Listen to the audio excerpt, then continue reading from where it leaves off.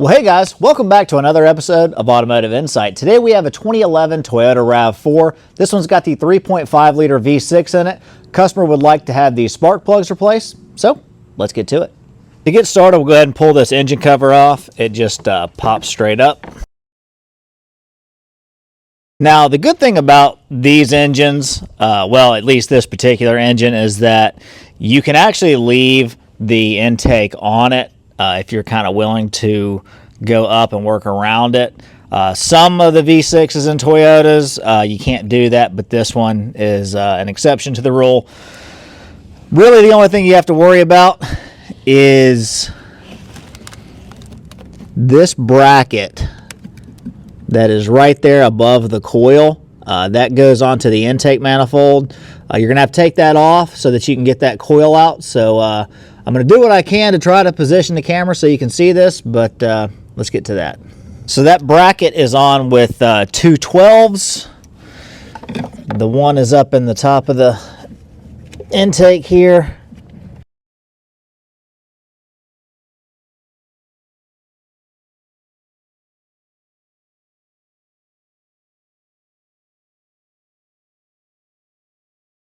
Now we'll go ahead and start working on getting our coils unplugged.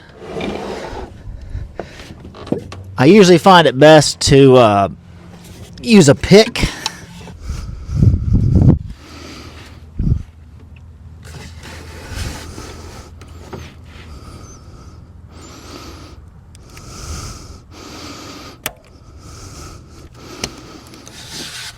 And just do that to all three of them that are on the back. Now we'll get working on our coil bolts. They are 10 millimeters.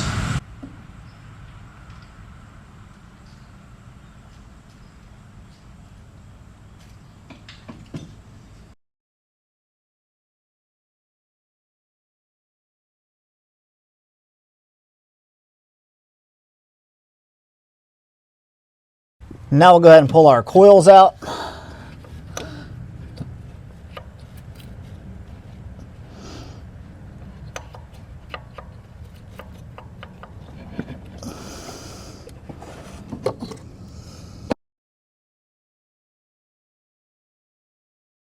To get the plugs out, we're going to be going with this configuration. This is basically 4 inches of extension with a swivel, and this is just a standard 5/8 spark plug socket.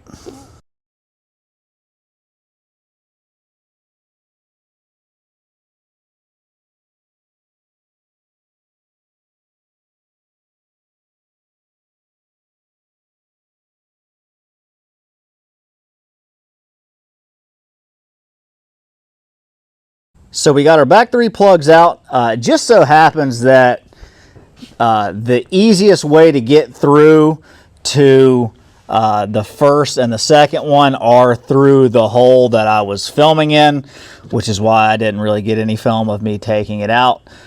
The last one over here, I found that if you take a 6-inch extension and a swivel, you can go back from over top.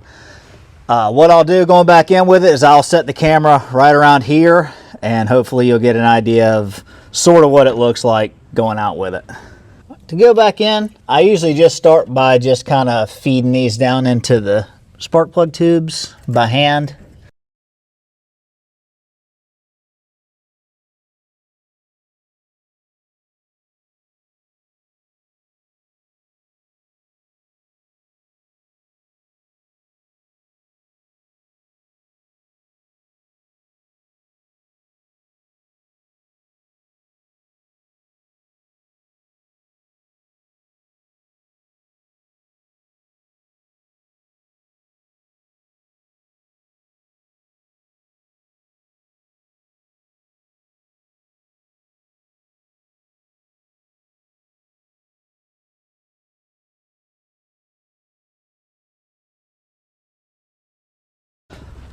So that went about 1,000 times easier with the camera over where you guys are. So I'm just going to leave you over there for the rest of this because it's easier. You get the idea. I showed you how to take it off. We're going to go ahead and put our coils back in.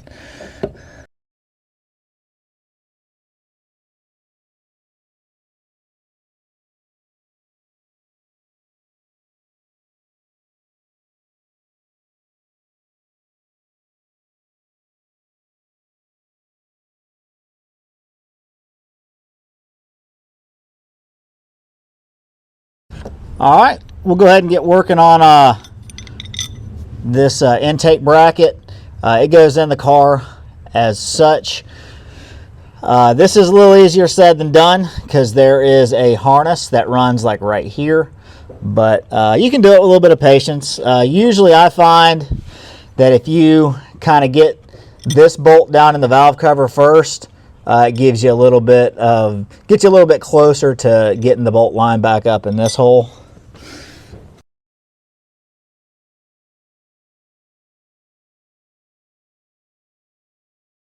Get that tightened back up with our 12.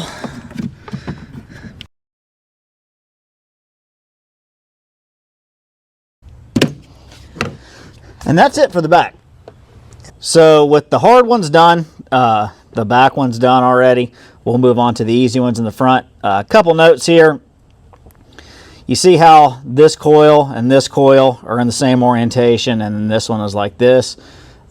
This one and this one are oriented the same way. So these two kind of look like that, but you know, backwards, and this one sort of looks like that, only also backwards. So don't be confused if when you get back there, I don't know how well you could see it on camera when I had it over in that hole, but it'll look like that.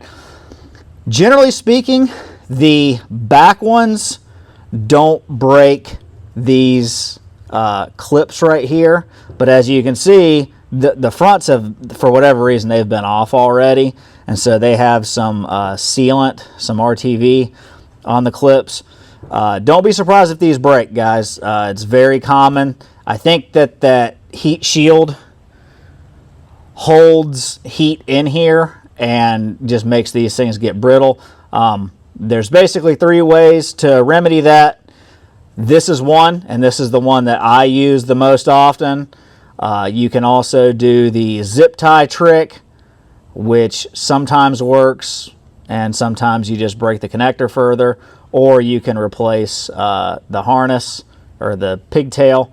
So anyway, we'll get to that. If I can luck out and show you what one of the zip tie trick looks like, I'll do that, but use your own discretion. I've never had any issue doing what the previous person did on these. So for grins and giggles, let's see if we can ease this one off without breaking it.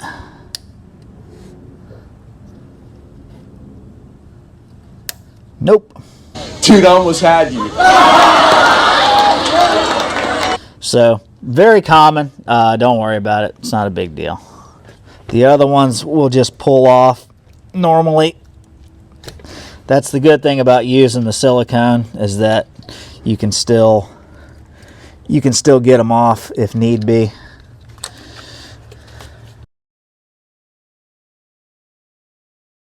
And a trick to help you get these off is sometimes they'll be kind of stuck in there, is if you kind of twist them around like this. Some of you have more twists than others, but if you twist them a little bit, you can usually get them out fairly easily.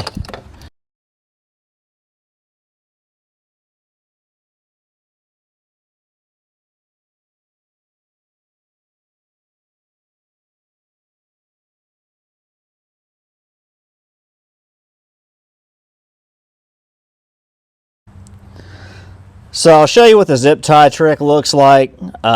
Basically, you're going to take a zip tie. You are going to feed it down through here. You're going to get it started back onto your coil. You're going to pull this up until it comes down to the end. And you're going to push it in. And then in theory, you can't pull that back away. This works. Sometimes I don't really like doing it, but it does work. But sometimes you will break this right here if you kind of don't have the right zip tie. But anyway, I'm going to do the silicone thing just because, I mean, them things ain't going anywhere.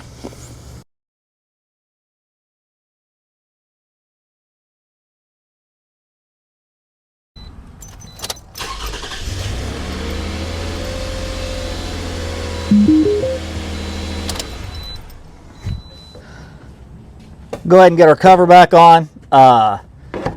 There's 3 of these. Ours is missing the top one. Sometimes these things will stay down on these dowels here, so if you have it, then take it off of here and put it back onto the cover. But anyway, put this back on, and this one is finished. Well, the spark plugs are in, car runs fine. This one honestly is nowhere near as bad to do as it may have appeared to be. Mainly the reason is that I like to work right out of that hole where I had the camera. And so either I was bumping into the camera or you just saw a video of my elbow the whole time. And as appealing as that might be, I don't find it to be particularly educational. Also, if you have the right combination of flex head ratchet, a good like wobble type extended spark plug socket, I think they're about 4 inches or so. I will put a picture of what the best setup is to where you're not having to quite fight it as much. I have that set up at work. I don't have it set up here. But anyway, it's really not that bad. As bad as it may have looked, it really is not very bad to do at all. It calls for about 2 hours or so. Spark plugs run you about $13 a piece. We used Denso iridium spark plugs, so 13 times 6 is something, $90-ish when taxes and everything involved into it. But also, if you're very OCD, you might want to consider getting at least 3 coil pigtails or whatever, also, because the fronts are just going to break. I mean, no matter what, they just break. So anyway, that's going to wrap this one up for today, guys. Hopefully we earned a thumbs up from you. Let us know what you think down in the comment section. We have new content for you every single week, so consider subscribing to the channel. And with all that being said, thanks so much for watching. We'll see you on the next one.